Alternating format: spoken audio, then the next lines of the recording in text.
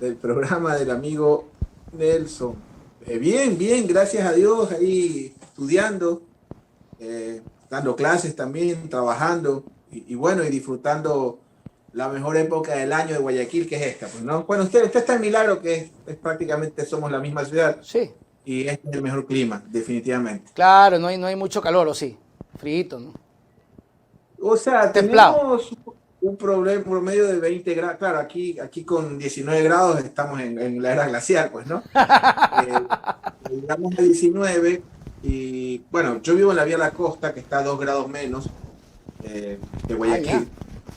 Más o menos como eso que pasa en Quito con los valles. La Vía La Costa, a partir del kilómetro 15, tienes otra temperatura, 1 o 2 grados menos. Yo estoy en promedio en verano de 18 a 23, pero ya una vez que termina el verano, a partir ya de las lluvias, ahí sí ya todos estamos en el fogonazo. Uf, hijo, ni que diga. Osvaldo, yo tenía una pregunta, como ya le había dicho yo a mis amigos iniciando el programa, les decía, vamos a hablar con Osvaldo, continuando con el tema de las campañas, porque creo yo que es un tema definitivamente apasionante, es una ciencia que particularmente me gusta mucho, ¿no? Me atrae bastante. Yo les decía una pregunta a ellos y te la traslado para empezar el diálogo. ¿Cómo vota el ecuatoriano? Eso a mí me intriga mucho saber cómo vota. No sé si tú tengas algún estudio, algún análisis o algo de cómo vota el ecuatoriano. Bueno, sí me escuchas bien, ¿no? Claro, perfecto. Bueno, reiterando el saludo a toda nuestra audiencia, un abrazo el otro día leía los comentarios, ¿no? Todos son bienvenidos, sin excepción, todos, aquí no Allá. borramos, aquí no. Y bueno, mando un abrazo a Loja, una provincia maravillosa. Yo soy un enamorado perdido de esa provincia, sobre todo lo que representa a nuestro país. Recordemos que de ahí viene Matilde, de ahí viene Isidro Ayora, el gran constructor de la institucionalidad de este país. Solo que por Médico y Lojano como que no le da mucha pelota a la historia. Esa Oh, es la tierra del Palacio, de Benjamín Carrión. Realmente Loja, yo tengo mis dudas que Maguad nació por allá, pero en todo caso cierto, cierto. a la maravillosa y mártir Loja de Zapotillo, de Macará, pueblos mártires que resistieron la invasión grosera y cobarde del expansionismo peruano en su momento. Les cuento que yo reivindico la paz, pero el resultado fue hermoso, pero la forma en que conseguimos fue patética. Uh Un -huh. abrazo a la provincia del Oro también, un abrazo a Pichincha, leí el otro día gente desde New Jersey, de prácticamente todo el mundo. Así que me da mucho gusto compartir este espacio. Perdónenme que salude a los que comentan, pero finalmente la gente que le da oxígeno a esto y nos permite intentar mejorar. Me da mucho gusto porque sentí la ecuatorianidad. Este espacio me da la impresión de que es un espacio donde prácticamente gente de todos los rincones de la patria, de todas las líneas de pensamiento, algunos aplauden, otros critican, otros analizan, y bueno, a mí eso me da mucho gusto porque es de prácticamente de toda la patria y de varios rincones del planeta. Así es, de eso se Retomando trata. a su pregunta, y un abrazo a su tierra, Milagro, a la tierra de las piñas, a la tierra hermosa le cuento de la UNEMI, una universidad que me parece súper chévere el formato. Muy Bueno, grande, ¿eh? Importante la UNEM. sí, ya tiene más alumnos, es una probablemente la universidad que tiene la mayor cantidad de alumnos online de Latinoamérica en su categoría. Es súper interesante el Sí, tema de sí, le está dando duro Fabricio a ese sistema, le está yendo bien. la verdad que sí, la verdad que sí, da Saludos para gusto Fabricio. que existan este tipo de instituciones. Bueno, el gran problema que tienen los políticos hoy en día, y los saludo con la chompa de Honduras el día de hoy, me sorprende que no me preguntó, esta Chútica es se me la, pasó. esta es la chompa de Honduras que en esta época del año sí la puedo usar aquí en la costa, Ya. bueno. Esta es la chompa de la selección, es la oficial de la selección de Honduras que me la regaló un cliente recién que estuve por allá. La tierra de Morazán, Francisco de Morazán, una suerte de Bolívar centroamericano, el fundador de la nación centroamericana, Vea que usted. así, una historia triste, las oligarquías de sus puertos no les importaba un proyecto de nación grande, sino simplemente su cadena de distribución. Pero en fin, hay un problema en la lectura, existe un problema en la interpretación, de que la mayoría de las personas terminan analizando los temas electorales desde la óptica personal. Y eso no es malo en la medida de qué tipo de pretensiones tú tienes. Entonces, para poder determinar qué requiere o qué no requiere, qué le gusta, qué les gusta a determinado tipo de electores en determinada plaza electoral, hay que efectivamente tener una serie de estudios o de herramientas para poder determinar qué está pasando en la opinión pública o lo que se llama, digamos, el humor social. Yo, por lo suyo en su momento y por respeto a nuestro público, no voy a escatimar, al menos cuando hablemos de este tema de que es mi especialidad, en decir exactamente lo mismo que digo en los mismos programas de maestría en los cuales soy docente, tratando de aterrizarlo un poco menos lo más... Claro, o sea, reducido por el tiempo, ¿no? Pero bacán. Sí, sí, pero más que reducido, digamos, un poquito más entendible, ¿no? Ok. Entonces, así como cuando usted va al médico y le dicen, abra la boca, alce los brazos, sáquese la camisa, etcétera, y después le dicen, hágase estos exámenes de sangre, estas imágenes, nosotros para poder entender qué está sucediendo en determinadas plazas electorales, utilizamos estudios de opinión pública, ¿sí? Un poquito para nuestros yuvidentes, como usted los denomina, no existe en el diccionario todavía, así que hay que patentar la palabra. Ya muy pronto, segurísimo. Claro que sí. Los estudios de opinión, o por lo menos las encuestas, no son para adivinar quién va primero, quién va segundo, quién va tercero, quién va a ganar. No son para adivinar. Son precisamente para poder interpretar a este lector que usted lo llama. Ahora, hoy en día, la velocidad de la información ha variado. El otro día leí un artículo que hablaba de que un tipo, para proponerle matrimonio a su esposa, en los años 70 en Perú, pagó $400 por 3 minutos en una llamada para ofrecerle matrimonio. Wow. $400 de los 70 son como $1.500 de hoy, ¿no? Entonces, esa agilidad o esa velocidad que hoy tiene la información y el acceso a ella hace que sea muy difícil poder tratar de interpretar a la opinión pública como usted lo haría en tiempos pasados. Es decir, hoy en día todo es mucho más rápido. Hoy en día usted sabe en tiempo real lo que está sucediendo en cualquier lugar del planeta, algo que no pasaba antes. Claro, y esa rapidez, Osvaldo, se traduce en cambios de criterios de la gente, así de rápidos también. O sea, a ver, en temas electorales, ¿es tan rápida la información y a la vez también tan rápido el cambio de criterio de la gente hacia algún personaje? Le voy a poner un ejemplo. Mi abuelo Manuel, nacido en Columbe, Cantón Colta, provincia de Chimborazo, y mi abuela Rosa, él era Manuel Moreno Arias, de pronto apaño algún primo por ahí. De pronto alguna cosa por ahí puede... La abuela se llamaba Rosa Cadena Ponce, ambos nacidos en Columbe, esta parroquia del Cantón Colta. Mi abuelo, que vivió casi 100 años y que murió hace 10 años exactamente, murió en el 2011, 2010, mi abuelo hasta el día que se murió fue velasquista. Y le pongo este ejemplo porque mi abuelo, así como él era velasquista, mi papá era velasquista, mi mamá era velasquista, mis tíos eran velasquistas y mi abuela era velasquista. Entonces, en esos tiempos, o por lo menos el elector de aquel entonces, hasta digamos antes del flash de la comunicación o del boom de la comunicación, el voto era grupal, era más colectivo. ¿Sí? Algo que sí pasa todavía con nuestros hermanos en los páramos, ¿no? En la CONAIE, que es un poquito más orgánica, más comunitario. Ellos sí tienen eso, ¿verdad? ¿Perdón? Ellos todavía mantienen eso, es decir, ellos dicen tal cosa y por ahí van en temas de elección. Así es. Entonces, hoy en día el voto ya no tiene esa cualidad, esa lógica. Bueno, usted no es muy futbolero, pero hay que hablar del tema porque el resto nos gusta mucho. Yo le hablaba de que el fútbol es la cosa más importante de las cosas sin importancia. Eso decía Franz Beckenbauer, un futbolista y luego técnico alemán que quedó campeón del mundo como jugador y como entrenador. Entonces, esta lógica que usted tiene con el equipo de fútbol, que es barcelonista hasta que se muere, que es melexista hasta que... Bueno, yo creo que usted es barcelonista hasta que recapacita, pero en todo caso es barcelonista hasta que... Ahí te van a reaccionar, te van a reaccionar. En la liga hasta que recapacita.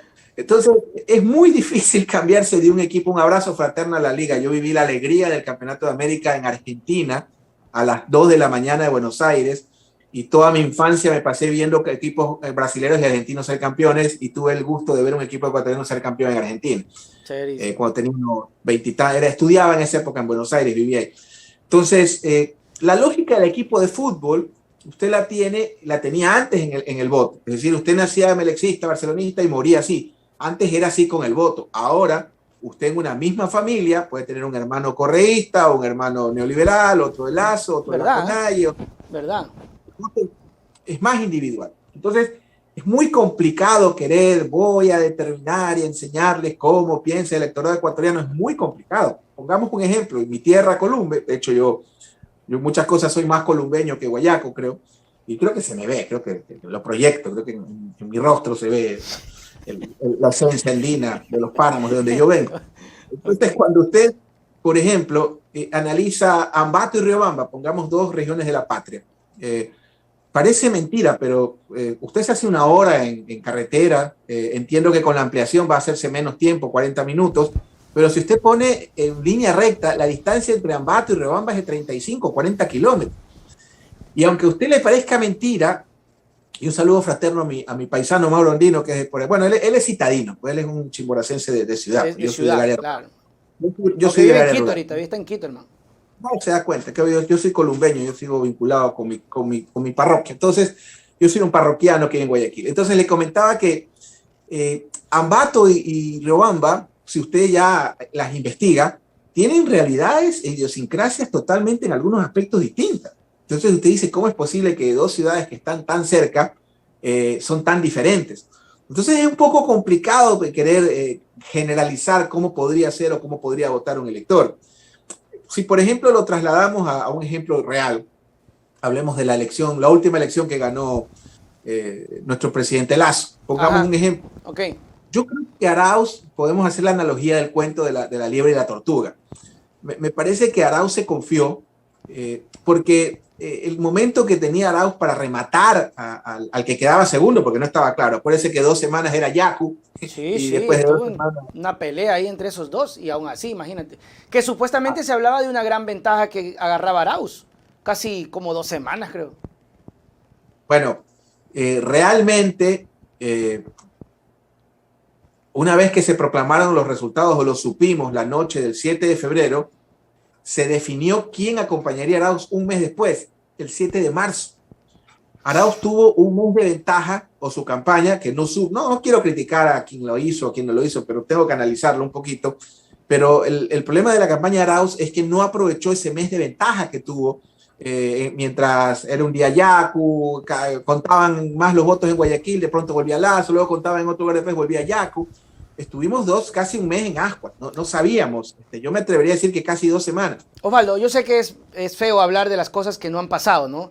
Pero estamos en un diálogo y yo creo que la curiosidad es grande. ¿Qué tenía que haber hecho Arauz en ese mes? Mira, yo creo que hubo 2 problemas en esa campaña. Número 1, era una campaña que era dirigida desde Bélgica o México. Y no creo que eso sea bueno o malo, solo que la campaña era aquí. Número 2, me parece que la campaña de Arauz perdió la iniciativa, por eso ponía la analogía del cuento, quienes lo han leído, la tortuga y la liebre, la liebre se confió y finalmente la tortuga le ganó. Y yo creo que sí hay parecido entre Lazo y una tortuga en el efecto de lo lento que era, y Arauz, digamos que era más saltarín, andaba con su acordeón, andaba arriba para abajo, la esposa una chica manabita, joven, muy, muy guapa, o sea, prácticamente se podía construir muchísimas cosas en la campaña de Arauz. Pero Arauz pierde la iniciativa, desde mi lectura, en 2 momentos puntuales. Uno, cuando no aprovechan ese mes de ventaja para rematar, digamos, el que quedaba segundo, no importaba quién, para elevar la distancia. Y el segundo, había 2 cosas fundamentales que creo que no hizo la campaña de Arauz. Una, la segunda luca. Para quienes me preguntan, ¿cómo es eso de la segunda luca? No es que había que ofrecer otra vez $1,000. Había que plantearle al país una oferta de esa magnitud. Ejemplo, voy a hablar por hablar, laptops para todos los niños de las escuelas públicas, que eso fue y sigue siendo una barbaridad. Aquí estamos hablando de aranceles, de ni sé qué, aquí hay un problema. Aquí el 40% de la población, por lo menos en el año 2020, el 40% de los niños del régimen Costa no pudieron estudiar porque no tenían una laptop, para ponerle un ejemplo, ¿no? Entonces yo creo que a la campaña de Arauz le faltó primero o la segunda luca, es decir, una segunda oferta estrella, porque ya lo de los $1,000 funcionó en la primera vuelta, nunca la presentó. Y la segunda, que creo que también fue muy importante, yo creo que ellos debieron agarrarse en función de los damnificados de Lazo, o digamos de las corvinas políticas de Lazo. ¿Cuáles eran las corvinas o los muertos políticos de Lazo? Obviamente Álvaro Noboa y Yacu Pérez. O sea, si yo hubiera sido la campaña de Lazo, yo hubiera sacado, perdón, si hubiera sido la campaña de Arauz, yo hubiera sacado a relucir estos dos damnificados que eran Yacu y Álvaro, que por lo menos mucha gente no le hizo mucha gracia el que no hayan dejado escribir a Alvarito. Y mire las cosas graciosas, ¿no? Cuando el Tribunal Contencioso sacó una sentencia para que ordenaba que lo escriban, no es legítimo, hay que acabar ese organismo. Y ahora que se lo quiere bajar a Yunda, no, sí es legítimo. Ajá, sí, sí. Yo te leí. Y es verdad, y yo lo comenté en un noticiero citándote porque decías exactamente lo que está pasando ahora, ¿no? Que el TCE le bloqueó, que sí, que no, allá, problema del CNE, y ahora tratan de que del TCE resuelva con Yunda, ¿no? Bueno, déjenme decirles que ustedes destruyeron la institucionalidad, ustedes destruyeron el TCE, así que ahora no lloren a los que lo hicieron, pues, ¿no? Pero bueno, entonces retomando el tema, yo creo que la campaña de Arauz debió, digamos, perder la iniciativa. Yo creo que debió hacer una oferta estrella como le planteaba, como los $1.000, y debió, creo yo, apuntalarse en los damnificados de la campaña de Lazo, que eran Yacu, y esto estaba muy fresco, ¿no? Pero ¿cómo haces eso? ¿Cómo haces eso? Es decir, salgo, por ejemplo, yo soy el candidato y ocurren estos dos damnificados, como tú dices, ¿y qué tengo que hacer? Salgo y digo, le mando un saludo a Yacu, me reúno con Yacu, ¿cómo se manejan esas cosas? Porque yo entiendo, la cosa es agarrar ese electorado que estaba resentido con Lazo, que impedía que participen, ¿verdad? Porque era así. Yo tengo que, ayer lo leí, uno tiene que, los talentos, a mí no me importa de quién vengan cuando son talentos. Claro. Es de mediocres no reconocer los talentos ajenos. Y debo decirlo, que la campaña o la estrategia que armó Jaime Durán Barba es una pieza y una obra de arte. O sea, hay que saberlo reconocer, ¿sí? Y usted no se haga el desentendido que sí entiende estos temas de comunicación política. Yo sé que usted ha hecho campañas en el pasado. Y espero que hagan, no le voy a hacer cuadros porque imagino que usted es como yo. Usted tiene que su sigilo profesional. Pero en todo caso... No. En alguna ocasión, sí, con una persona que casualmente fue rector de la universidad aquí en Milagro. Fue candidato a la asamblea. Yo creo que él ganó. En todo caso, no viene al caso. Pero bueno. Yo tengo el honor de presidir la Asociación Ecuatoriana de Consultores Políticos, la Asociación Ecuatoriana, pero más allá de eso, me parece a mí que la campaña de Jaime Durán fue algo impecable. O sea, el manejo que le dieron, cómo hicieron el giro. Yo no soy honesto, yo no estaba tan convencido de que travestirlo a Lazo iba a funcionar y disfrazarlo de mi amigo Giovanni Duplain, pero funcionó. Pero si ni siquiera Lazo lo creía, es decir, creo que en algún momento, tienen que haber dicho, vea, esta es la última. O sea, si en esta ya no sale, te fregaste. O sea, si en esta ya no ganas, despídete, ¿verdad? Y vea. Y le funcionó, le funcionó. Totalmente. Yo creo que la campaña de Durán fue impecable, la estrategia que manejaron y hay que reconocerlo. Pero los procesos electorales se parecen mucho al fútbol. Pues deporte que no le gusta mucho a usted, pero en el fútbol gana el que menos se equivoca. Y realmente creo que la campaña de Lazo fue impecable y hay que reconocerlo. O sea, a Lazo le pasó al revés de lo que le pasó en el 17. En el 2017 tuvo una primera vuelta impecable y una pésima segunda vuelta, y acá fue al revés, tuvo una impresentable primera vuelta, realmente impresentable. Yo no he visto campaña más mala en toda mi carrera. A nivel presidencial nosotros también estuvimos trabajando, en las dos vueltas estuvimos trabajando nosotros, no le puedo decir con quién, pero en todo caso lo que sí le puedo decir es que la campaña de primera vuelta de Lazo fue impresentable, pero la segunda vuelta, la forma en que revirtió, digamos, la comunicación, la estrategia, Durán Barba y compañía, y qué bueno porque es un consultor ecuatoriano, ¿no? Fue una cosa... Sí, totalmente. Yo he visto las entrevistas de Durán Barba, me parece un tipo que sabe mucho, me parece un tipo que es muy, muy sincero, muy franco.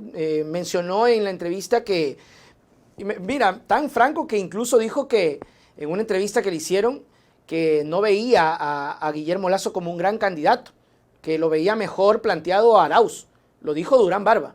Y cuando el entrevistador le pregunta, ok, pero ¿quién va a ganar? Durán Barba, con una seguridad increíble, creo que faltaba una semana para terminar, dijo, va a ganar Lazo. Va a ganar Lazo. O sea, O sea, el tipo lo dijo. Lasso no era un gran convencido de su candidatura como persona, pero ya veía que se había quedado la campaña de Arauz.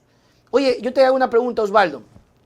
En ese día de la segunda vuelta, perdón, el día del debate, cuando sale esta famosa frase, el Andrés no mientas otra vez, ¿no tenía asesores Arauz en ese rato para que rápido craneen algo? Porque había intervalos y habían dos tipos que te dicen, hermano, se jodió, contraatácalo con esto. O sea, ¿no había eso?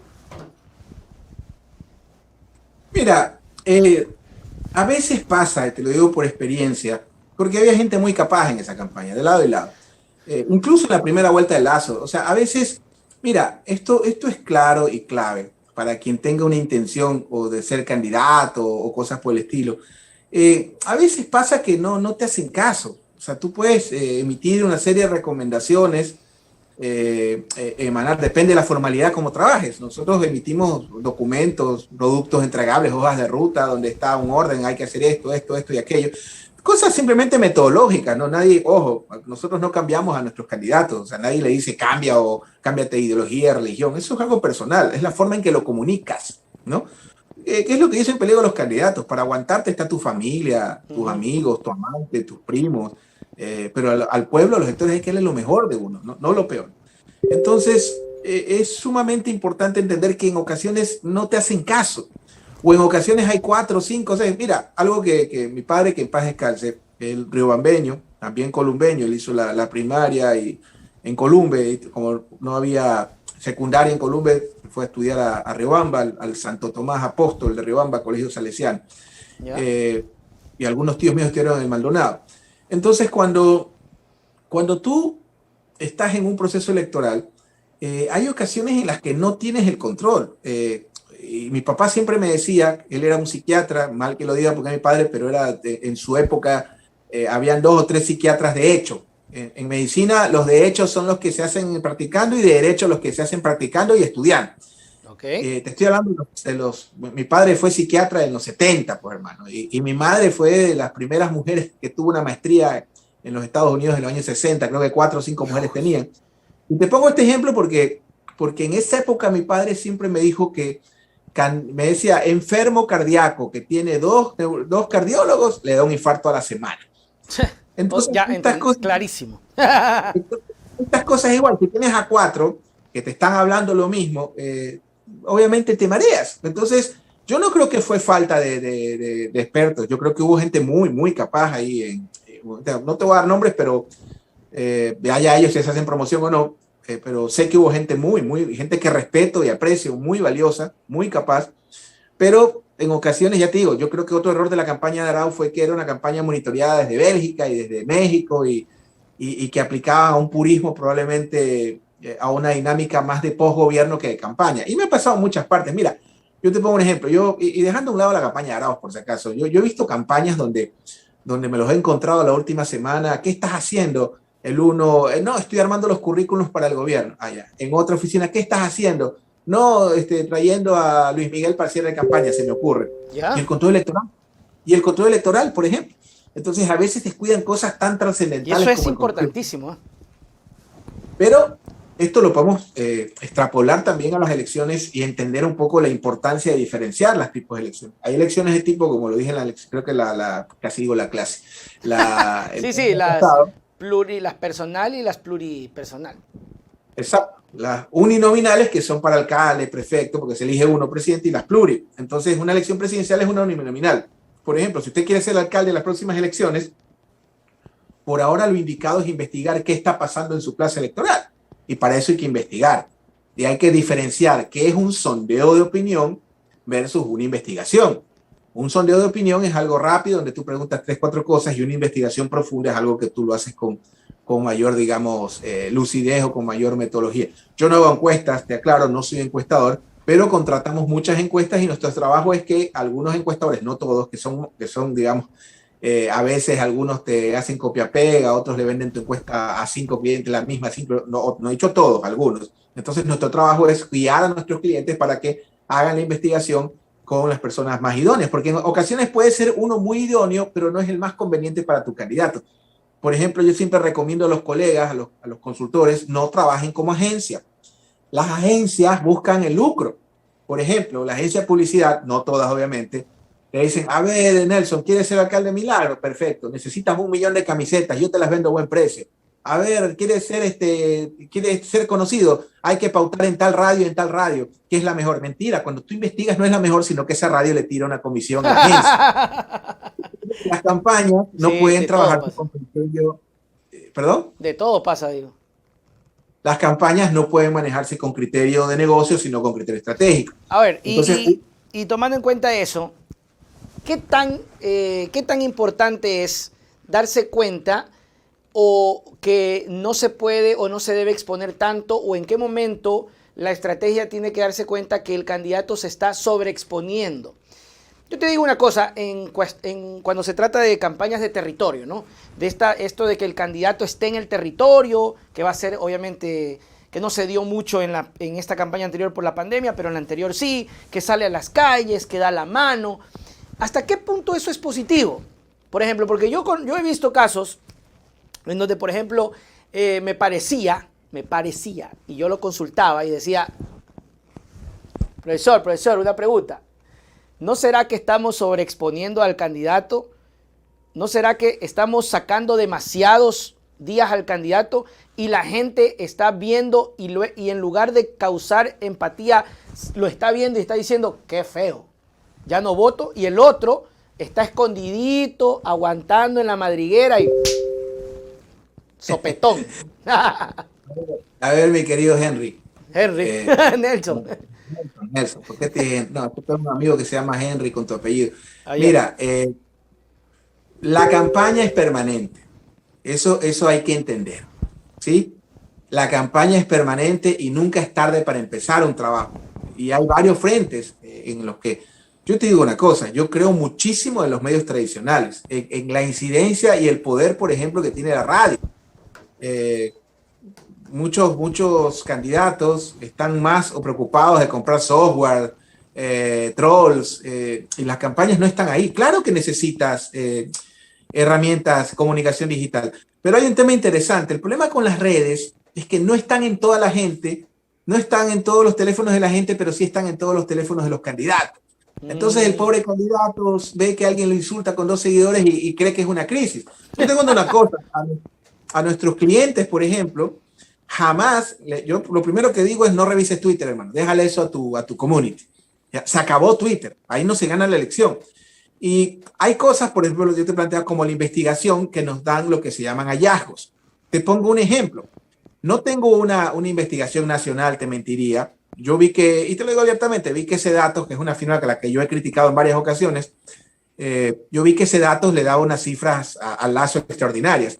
Déjame decirte que son ciertas. Tengo que decirlo porque yo no estoy para mentirle a la gente. Puede gustarme. Ya no salió luego perfiles de opinión, Santiago Pérez y todo, y ratificaron eso.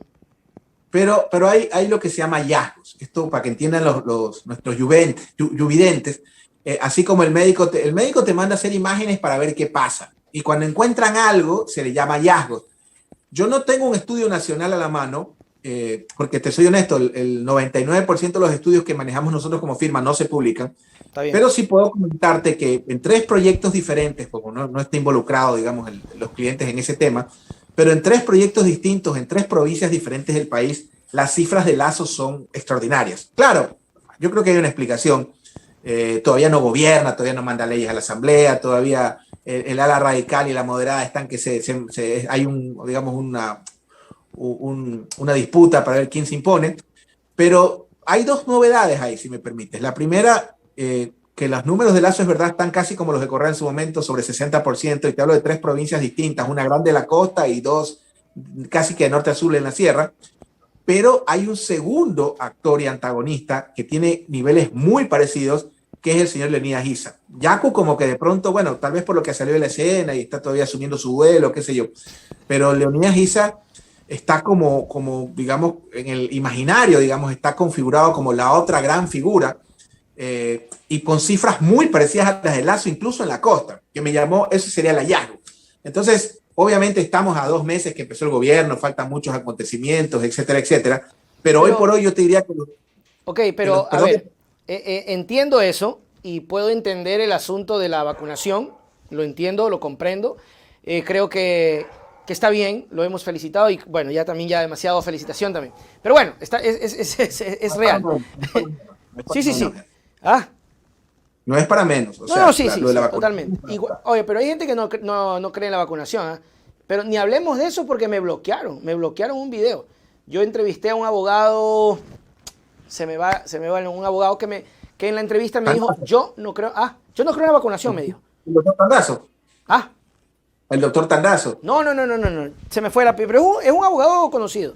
Oye, y me bloqueó, YouTube me bajó el video y me mandaron un mensaje, sí, me dijeron, nosotros no podemos permitir que se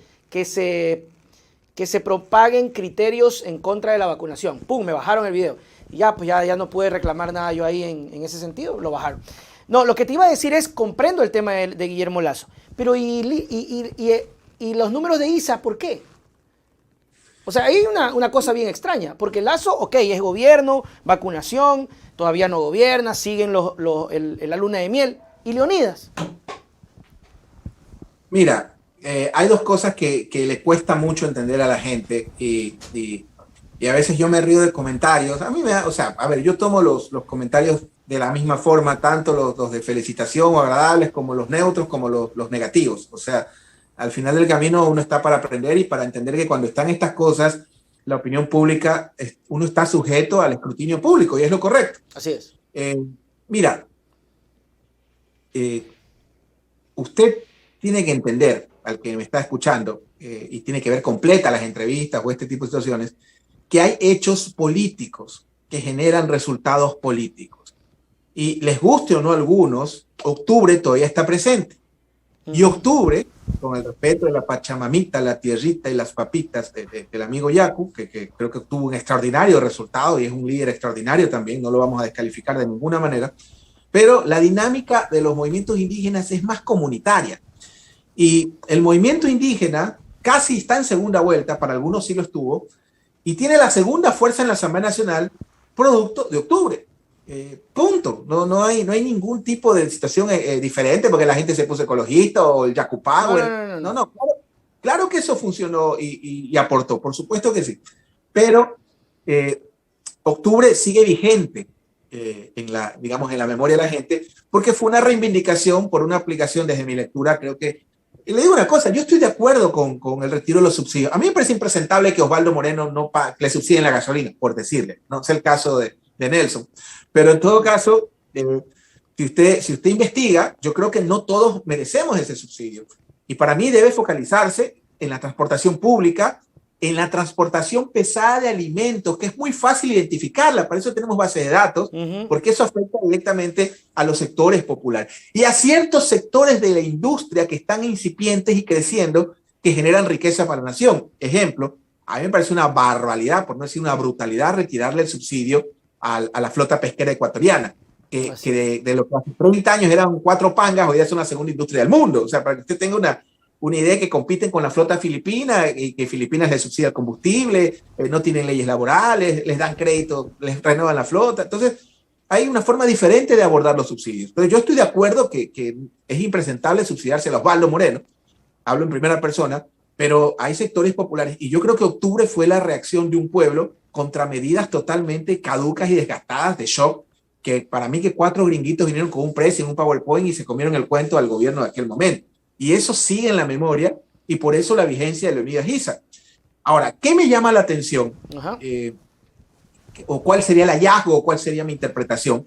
Que a diferencia de cuando empezó Rafael Correa, que tenía cifras similares, Rafael Correa no tenía un contendor definido. Tenía contendores regionales, muy identificados, indudablemente, como algunos lo llaman el alcalde emérito Jaime Nebot, en Guayaquil.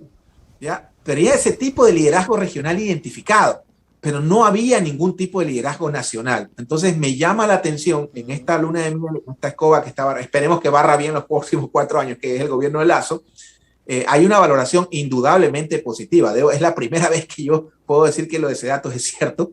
¿Ya? O sea, me consta en todo caso, no necesariamente yo emito licencias, pero me llamó la atención ver el nivel de aceptación, o sea, que este contendor ya está definido tan temprano. Claro. Faltan muchas cosas Y esto es como el fútbol, gana el que menos se equivoca. Ya, ¿y qué Y a mí tiene que hacer para no equivocarse uno de los dos? Porque está claro, según la película que estamos dibujando, Osvaldo, tenemos a un presidente Lazo con unos buenos números y tenemos a una figura como Issa que tiene muy buenos números, pero que no tiene el poder político como Guillermo Lazo. Ahora, Lazo ha habido esta pugna entre ellos, ¿verdad?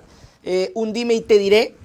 Y Lazo ha respondido de una manera diciendo, vamos, lo que tú decías, pero no lo desmenuzó tanto. Lazo dijo, voy a subsidiar al transporte público nomás.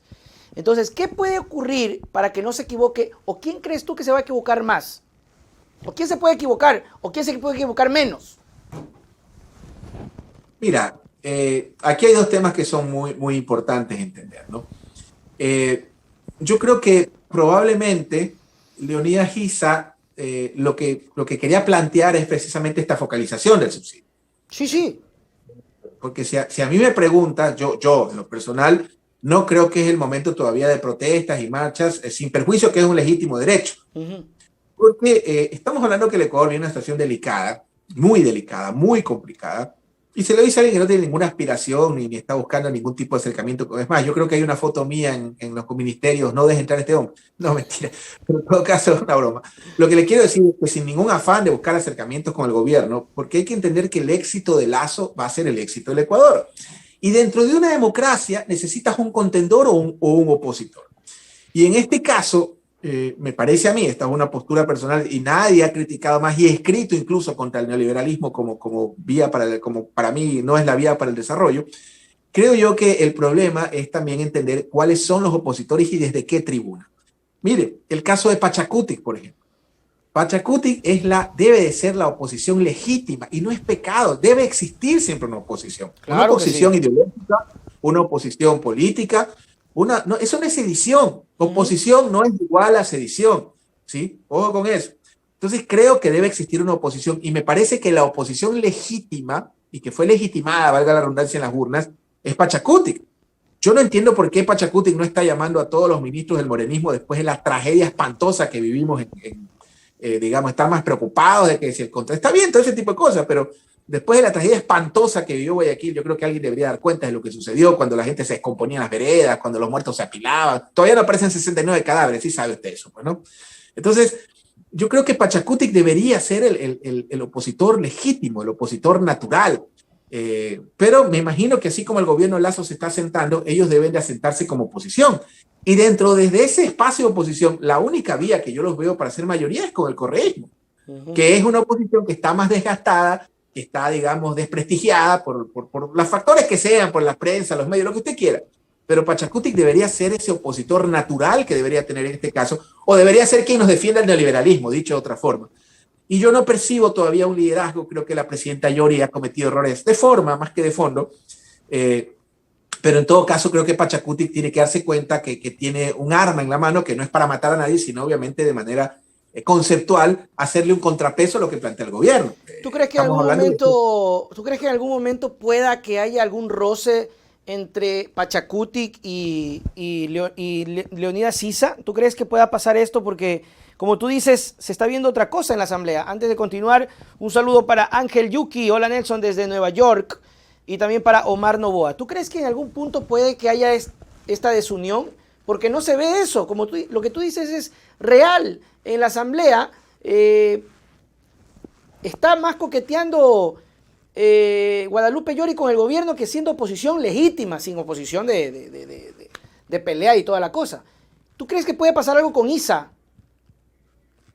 Yo creo que hay seres impresentables como Richard Martínez que deberían ser llevados a la asamblea, por ejemplo. ¿Ya? Y eso debería hacerlo Pachacutic, y no lo ha hecho.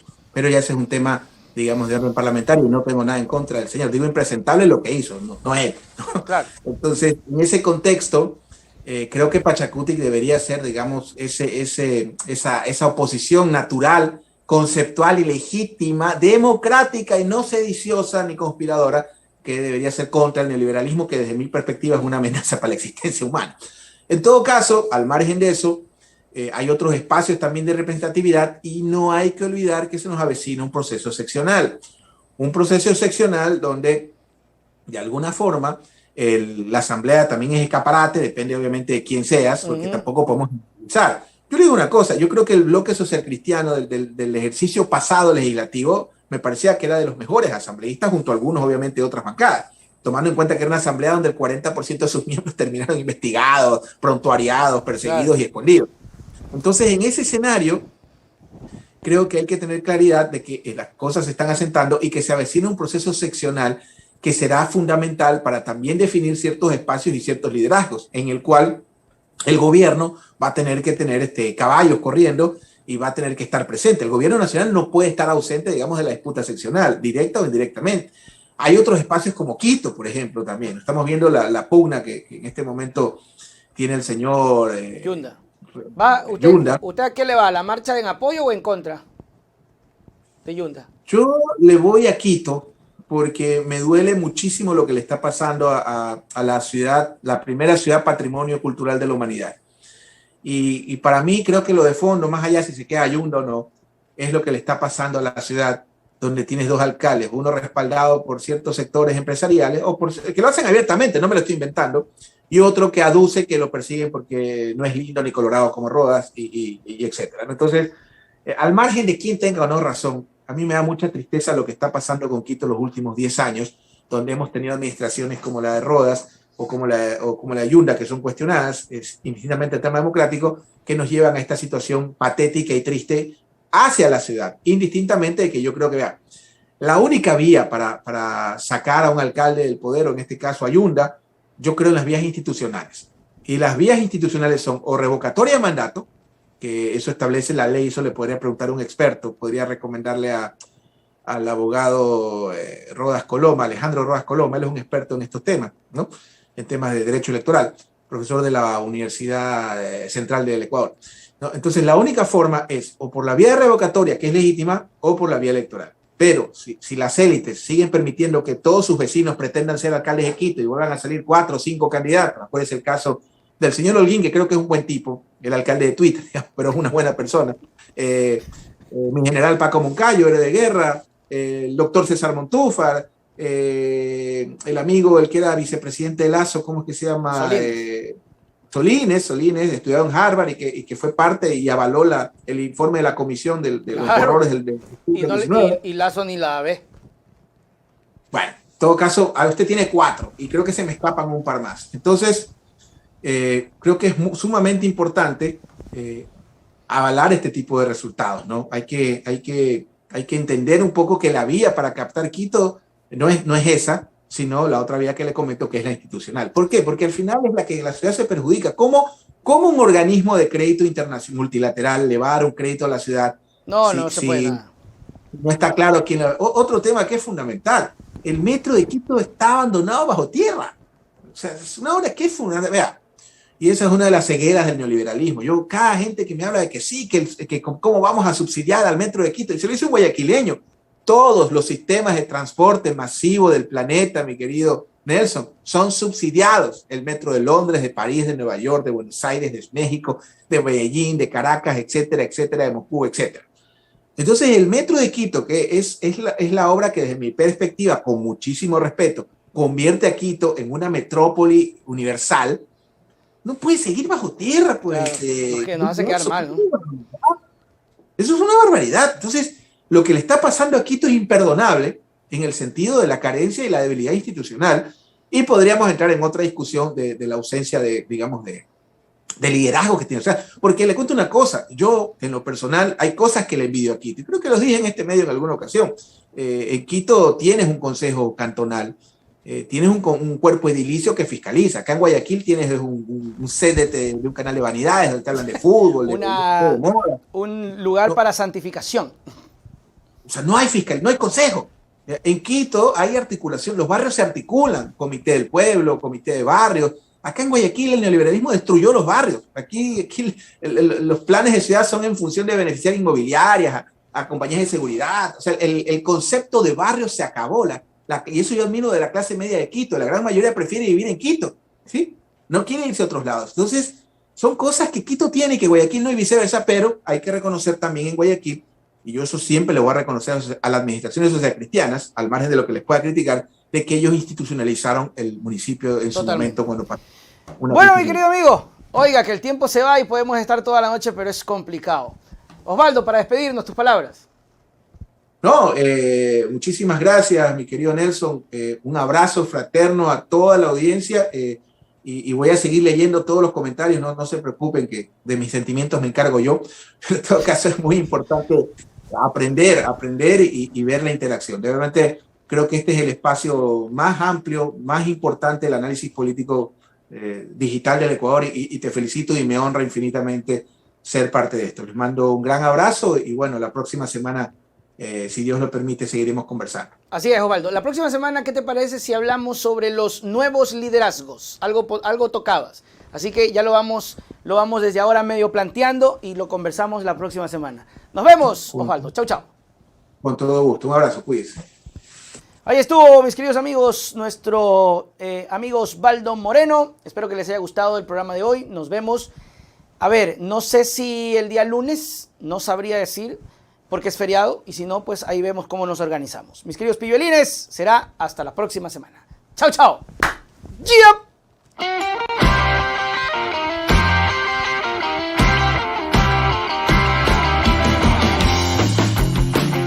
Ya se acabó el programa, pana.